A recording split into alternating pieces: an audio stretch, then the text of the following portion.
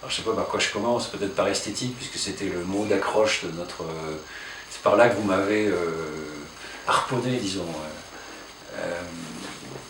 Donc, esthétique, bon, il y a une histoire de ce mot, hein, bien sûr, qui est en fait c'est un mot grec, on le trouve chez Aristote, il n'y a aucun doute là-dessus, pas beaucoup.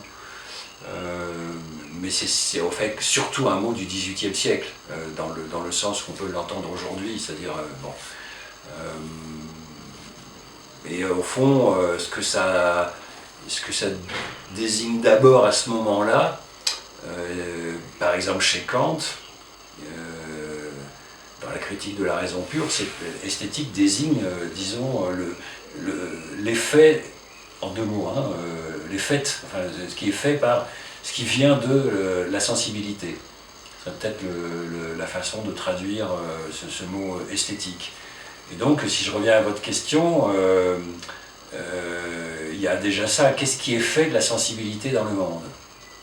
Qu'est-ce qui est fait par ceux qui sont particulièrement productifs parmi nous de la sensibilité de nous autres, qui ne sommes pas productifs, hein, nos vies ou nos existences, on peut peut-être les partager en deux, au moins deux grands moments. Il y a les moments dans lesquels je travaille, je participe par conséquent à la mise au monde d'objets qui n'y étaient pas, je suis producteur, etc.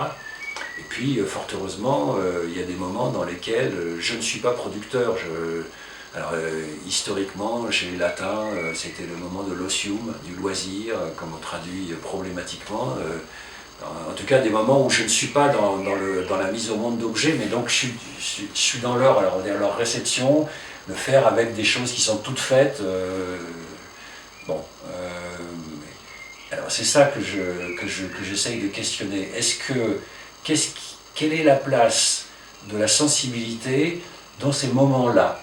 Ceux qui mettent au monde des objets pour nous, comment considèrent-ils, disons, a priori, quelle est la relation que leurs objets peuvent entretenir avec quelque chose qui serait la sensibilité?